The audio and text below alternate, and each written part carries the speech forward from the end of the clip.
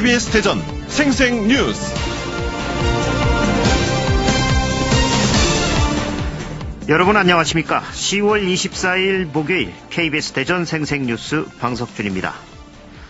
중국 전국시대 상황은 두 차례에 걸친 변법, 즉 법률을 고침으로 해서 통일진나라의 기초를 마련했습니다. 당 태종과 당 현종의 변법 개혁은 태평성세를 이루어 정관에 치라는 칭송을 얻게 됐습니다. 일본의 메이지 유신은 일본이 급속도로 발전을 이루는 계기가 됐습니다. 반면에 청나라의 쇄국 정책은 청나라가 역사의 흐름을 거스르고 봉건제를 답습하며 준식민지 체제로 빠져들게 했습니다. 그래서 제국주의의 침략으로 인해 국부를 유출하게 만들고 중국인들에게 굴욕적인 역사를 남겼습니다. 우리나라도 구한 말에 쇄국 정책을 고집했으며 결국 나라를 뺏기기까지 했습니다. 융통성이 있는 사람이 성공하고 위기에 유연한 기업이 큰 이익을 얻으며 변화를 두려워하지 않는 민족은 발전을 거듭합니다. 위기 속에 발휘되는 융통성은 우리를 곤경에서 구하고 희망을 안겨줍니다. 궁하면 변해야 합니다. 고쳐야 할 법들은 국회에서 처리되지 못한 채 쌓여 있습니다. 빨리 고쳐야 합니다. 국내의 상황이 엄중해 법을 고쳐 스스로 강하게 하는 변법 자강이 필요한 때입니다. KBS 대전 생생뉴스, 먼저 이 시각 헤드라인 뉴스입니다. 정부 세종청사의 업무공간 확충을 위한 신청사 설계가 끝나 내년 상반기쯤 착공됩니다. 하지만 신청사 설계안에 대통령 집무실은 제외돼 세종지역 시민단체가 반발하고 있습니다. 대전 월평동에 있는 화상경마장이 2021년 폐쇄됩니다. 하지만 지역상권 활성화와 화상경마장 활용 방안 등에 대한 방안이 여전히 불투명해 주민 논란만 커지지 않을까 우려됩니다. 세종시 신축 아파트 3곳 중 한 곳에서 발암물질인 라돈이 기준치 이상 검출돼 논란이 됐습니다. 내 아파트에 대한 시민 불안이 커지며 라돈 측정기를 빌리려는 시민이 늘고 있지만 측정기는 턱없이 부족합니다. 대전시 산하 4개 공기업 노조로 구성된 대전투자기관 노동조합협의회가 대전시가 일방적인 직무기능 조정 형태로 갑질을 하고 있다고 비판했습니다. 협의회는 대전시가 대전도시공사가 맡은 5월들을 마케팅공사로 이전하겠다고 밝힌 뒤 사업소별 조사와 소통 없이 일방적으로 밀어붙이고 있다며 심각한 우려를 표명했습니다. 예산에서 같은 논에서 벼를 1년에 2번 수확하는 데 성공했습니다. 지난해 충남에서 개발한 신품종 빠름이 덕분인데 국내 벼 품종으로 이기작에 성공한 건 처음입니다. 질병에 걸린 가축을 매몰하면 사체가 다 부패할 때까지 장기간 매몰지를 유지해야 하는 문제가 있는데 매몰지 복원을 앞당길 수 있는 기술이 개발됐습니다. 환경오염을 줄이고 매몰지 부족 현상도 해결할 수 있을 것으로 보입니다. 당진의 한 해안가에 연료유를 유출한 화물선이 해양경찰에 적발됐습니다. 평택해경은 당진시 송화읍 고대부도 앞바다에 연료유를 유출한 국내 선적의 9,000톤급 화물선을 적발하고 기관장 67살 A씨와 인도네시아 국적의 2등 기관사 37살 B씨를 해양관리법 위반 혐의로 조사하고 있습니다. 이 시각 헤드라인 뉴스였습니다.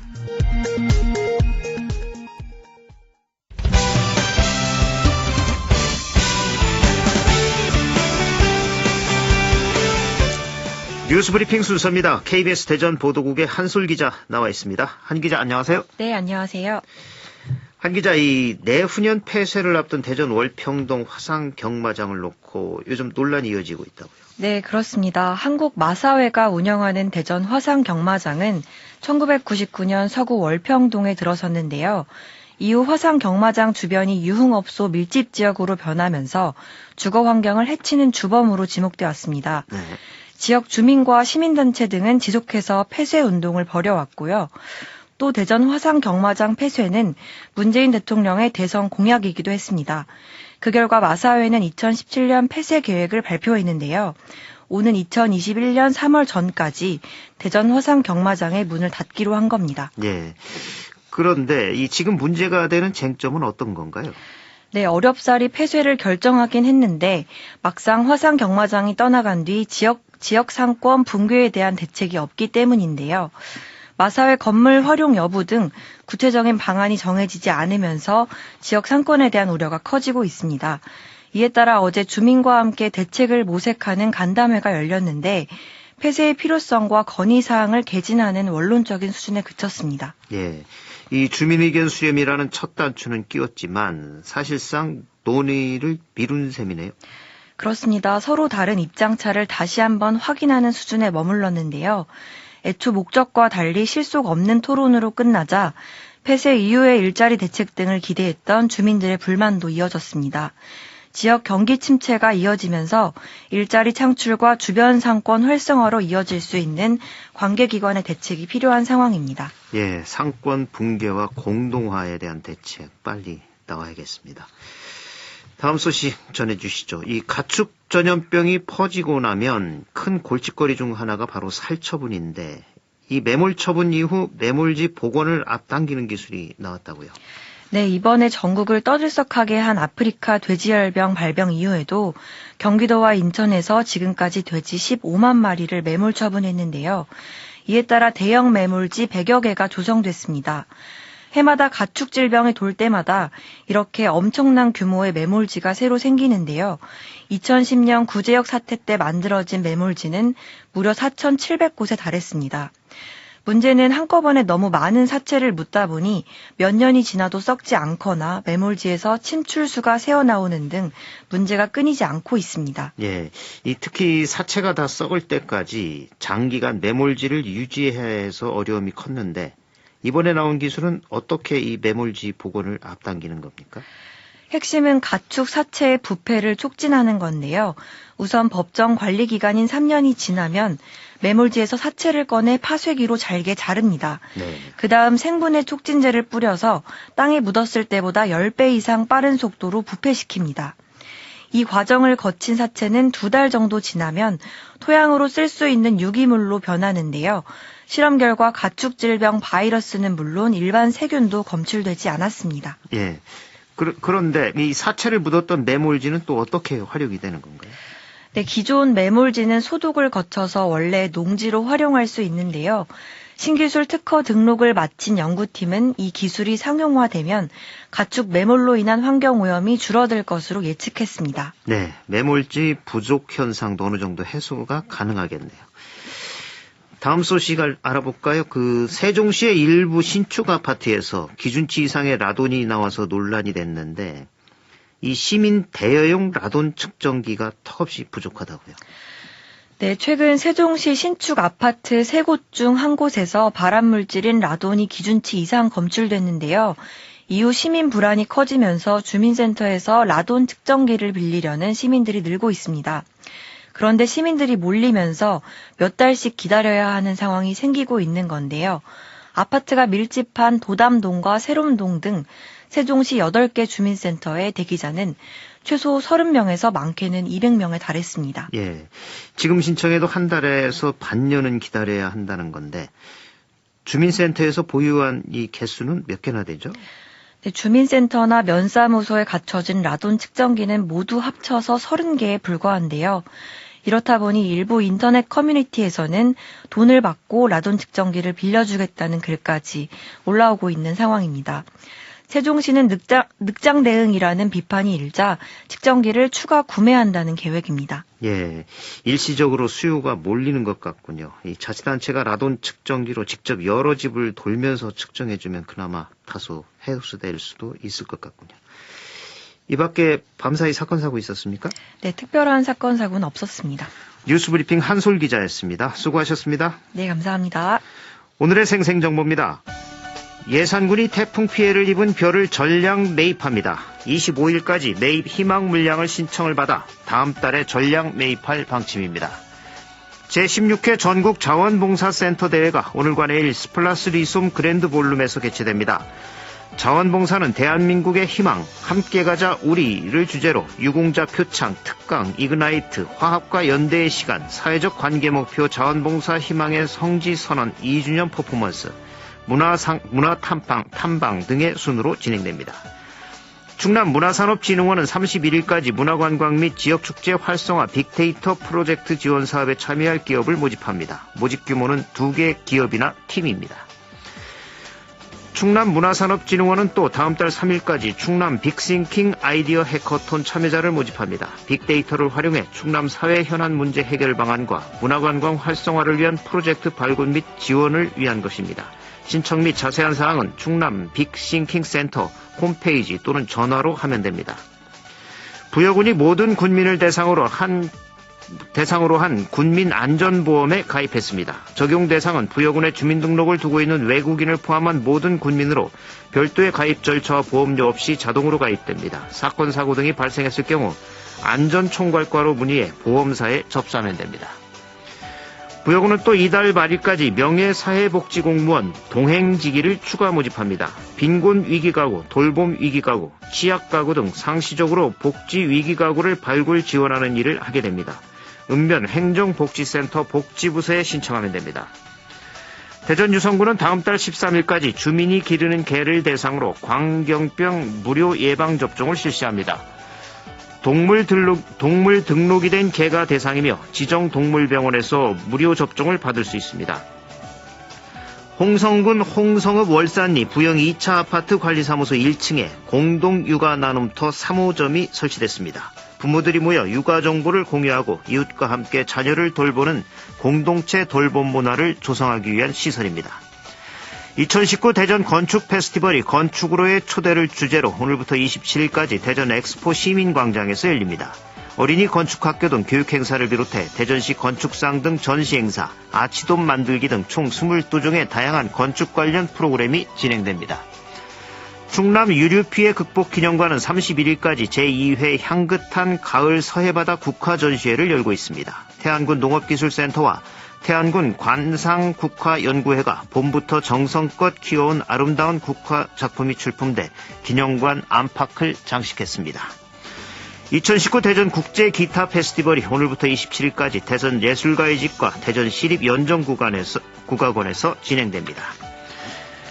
날씨입니다. 대전과 세종 충남 지역은 오늘 구름이 많은 가운데 낮부터 오후 사이 산발적으로 빗방울이 떨어지는 곳이 있겠습니다. 지역별 낮 최고 기온은 대전 22도, 천안 21도, 보령 23도 등 20도에서 23도 사이로 어제보다 조금 높겠습니다. 미세먼지 농도는 대전은 좋음, 세종과 충남은 보통 수준을 보이겠습니다. 내일은 막다가 구름이 많아지겠고 아침 최저 기온은 9도에서 13도, 낮 최고 기온은 21도에서 22도로 예상됩니다. 지금까지 생생정보였습니다.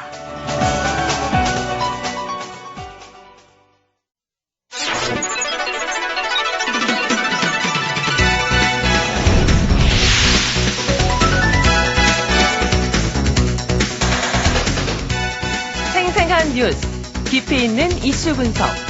여러분은 지금 방석준 앵커와 함께하는 KBS 대전 생생뉴스를 듣고 계십니다. 우리나라 벼품종 가운데 생장기간이 가장 짧아서 주목받았던 품종인 빠름이가 올해 두 번째 수확을 하는데 성공했습니다. 지난 7월 첫 수확을 하고 사흘 뒤 동일한 논에 다시 모내기를 한 뒤 또 수확한 것으로 논 이용 효율성에 대한 기대가 높아지고 있습니다. 오늘 생생 인터뷰에서는 국내 벼품종 최초로 이기작 성공한 것과 관련해 충남농업기술원 윤여태 박사와 말씀 나눠보겠습니다. 윤여태 박사님 안녕하십니까? 예, 안녕하세요. 예, 아주 기분이 좋으시겠습니다.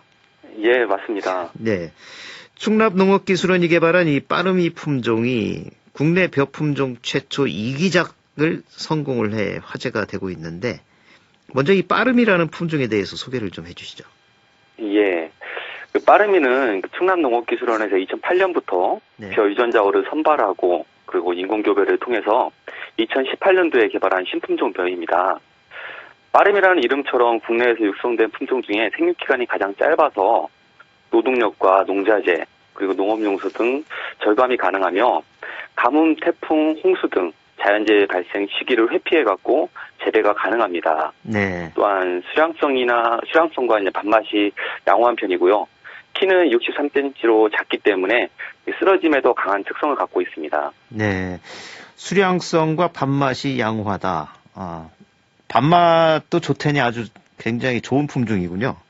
예, 맞습니다. 예. 보니까, 말씀 들어보니까 한 10년 넘게 그 프로젝트를 추진하신 것 같은데, 이제 결실을 거두신 거군요. 이 빠름이가 우리나라 벼품종 가운데 생장 기간이 가장 짧다는 건데 실제로 지난 7월에 첫 수확을 하고 또 같은 논에 다시 모내기를 해서 이번에 두 번째 수확을 했다면서요. 예, 맞습니다. 빠름이를 7월 27일에 수확을 하고서 그로부터 3일 뒤인 7월 31일에 같은 논에 이양한 것을 어제 수확을 하였습니다. 예. 지난 7월 첫 수확하고 어제 두 번째 수확, 이 수확량은 어땠나요? 7월 27일에 수확했을 때는 수량이 약 513kg 정도 나왔고요. 담보당, 네. 시바르당. 네. 어제 10월 23일 날 수확했을 때는 쌀 수량이 한 470kg 정도 나왔는데 네. 처음 수확했을 때보다 약 10% 줄었는데 이 정도면은 뭐 양호한 수준이라고 할 수 있겠습니다. 예. 이 좀 준 이 원인은 뭐로 분석이 되죠? 일반적으로 이렇게 가장 중요한 것 중에 하나가 벼가 꽃이 피고 나서 이게 수정이 되어야 되는데 네. 충남에서는 9월을 넘어가서 이렇게 꽃이 피게 되면은 수정이 잘 되지가 않는데 네. 빠름이 같은 경우에는 늦게 재배를 했어도 수정하는데 문제가 없게 좀 출수가 좀 빨리 됐습니다. 꽃이 일찍 폈습니다. 그래서 네.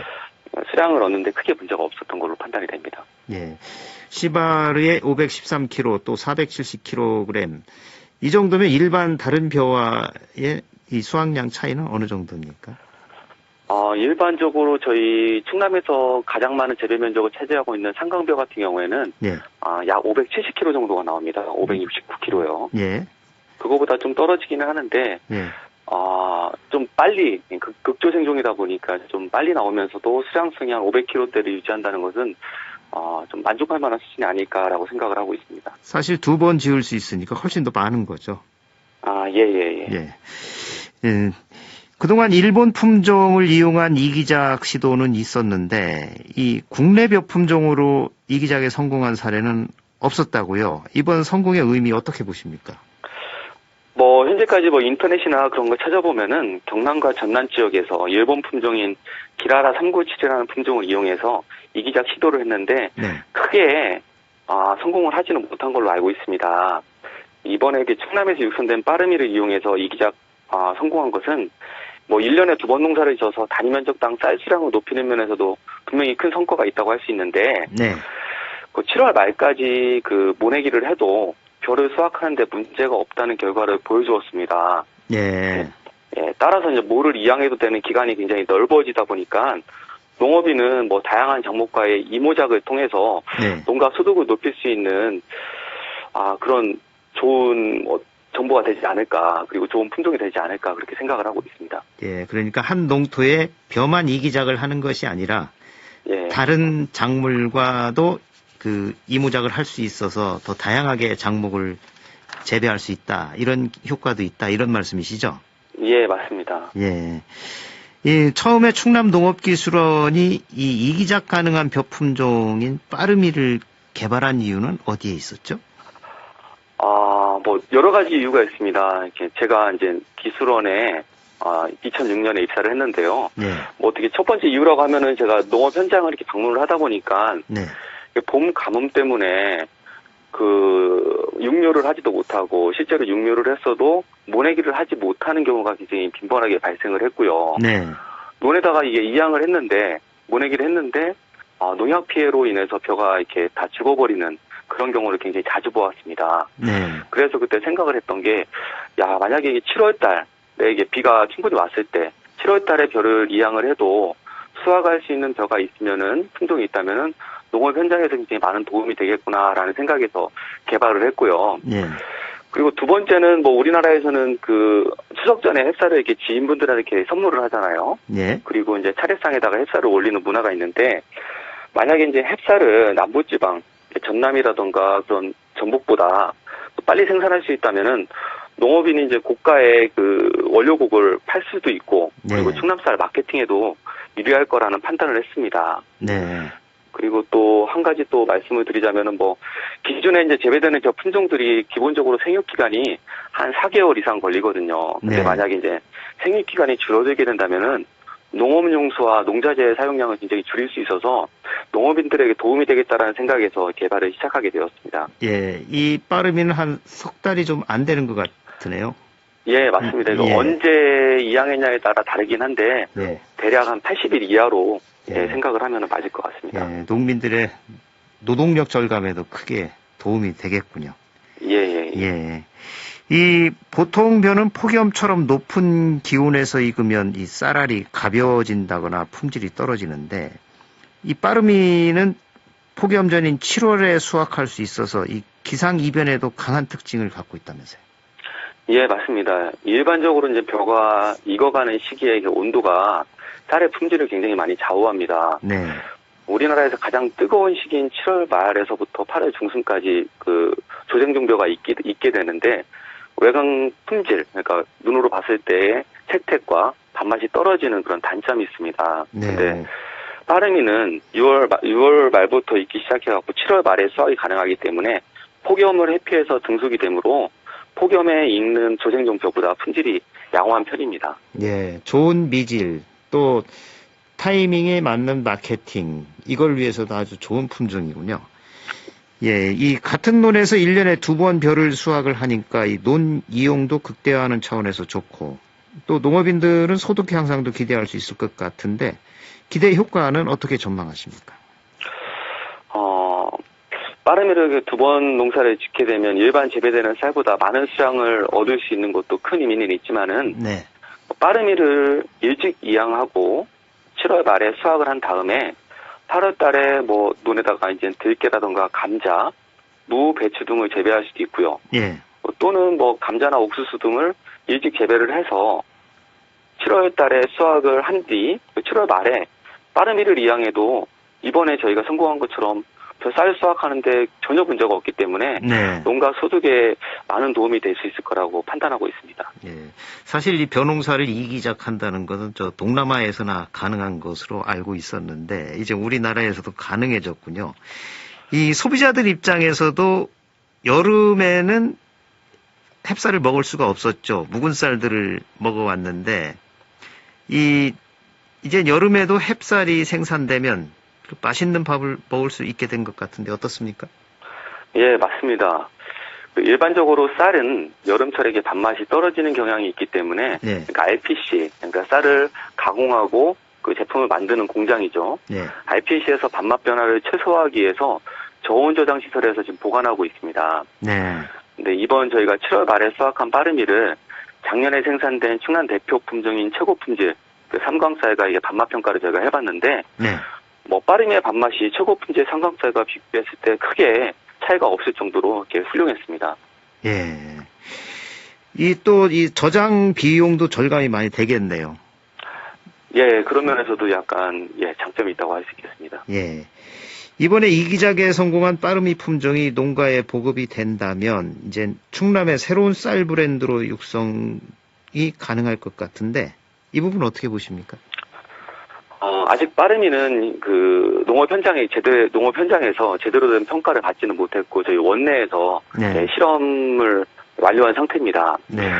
예, 추후에 충남의 대표 이렇게 IPC와 연계해갖고 이렇게 먼저 그 시범 재배를 추진을 한 다음에 네. 뭐 그 결과에 따라 갖고 지역별로 재배단지를 조성하고 네. 추석 전에 이렇게 햅쌀 시장을 선점할 수 있는 뭐 충남 대표 브랜드로 이끌어간다면은 성공할 가능성이 높을 거라고 지금 판단을 하고 있습니다. 예. 앞으로 빠르미 품종 확대와 관련해서 그 충남 농업기술원 차원에서는 어떤 노력을 해나가실 계획이십니까? 뭐 품종 확대를 위해서는 종자 생산 및 보급이 먼저 추진이 되어야겠죠. 네. 예. 현재 빠르미는 품종 보호 출원 단계에 있기 때문에 뭐 종자 보급은 현재 바로 어렵고요. 내년 3월쯤 종자 보급이 확정이 되면은 뭐 충남의 대표 RPC를 중심으로 종자를 보급하고 네. 시범 재배를 추진할 계획입니다. 네. 뭐 또한 빠르미는 뭐 기존에 재배되는 벼 품종들과 약간 생육 특성이 약간 다른 면이 있습니다. 그래서 농업 현장에 종자가 보급돼서 재배가 될 때 발생할 수 있는 문제점을 최소화하기 위해서 빠르미벼 안전재배법을 지금 현재 개발 중에 있고요. 네. 품종 보급 전에 완료해서 농업 현장에서 크게 문제가 없도록 재배가 됐을 때 농업인들에게 도움이 될 수 있도록 최선을 다하도록 하겠습니다. 네. 뭐 저희 충남농업기술원에서는 뭐 빠르미뿐만 아니라 뭐 국내 최초로 관상용벼인 자관벼, 뭐 가공 특성이 양호하고 향이 나는 흑색 찰벼인 옥향흑찰, 그리고 여름에 수확하는 맛있는 조생종쌀 충남 8호, 여름이 등 충남 농업인을 위해 여러 가지 벼 품종 개발에 최선을 다하고 있습니다.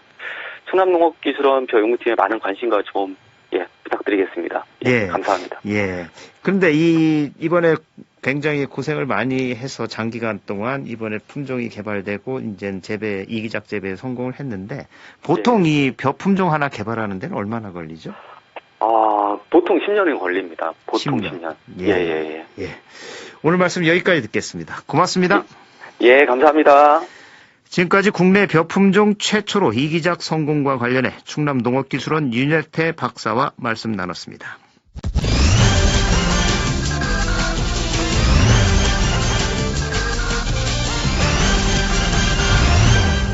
조간 브리핑입니다. 대전일보는 대전 충남 혁신도시 심판대에 오른다란 제목으로 대전과 충남 소재 공공기관의 지역인재 채용 의무화를 담은 혁신도시법 개정안이 오늘 국회 법제사법위원회에서 다뤄진다고 전했습니다. 중도일보는 혁신도시 지정 촉구 서명하셨습니까? 란 기사에서 대전이 혁신도시로 추가 지정되기 위해선 시민과 시민단체, 자치구 등의 역량 결집이 절실하다고 지적했습니다. 충청투데이는 충청권의 공조 메가시티 모델이란 타이틀로 송재호 대통령 직속 국가균형발전위원장이 지역인재 채용 등과 관련된 충청권 4개 시도의 공조 사례를 메가시티의 스타트 모델로 제시했다고 전했습니다. KBS 대전 생생뉴스 기술의 이재은, 구성 조미연, 제작과 진행의 방석준이었습니다. 10월 24일 목요일 방송 여기서 마칩니다. 행복하고 평화로운 하루 보내시기 바랍니다. 내일 다시 뵙겠습니다.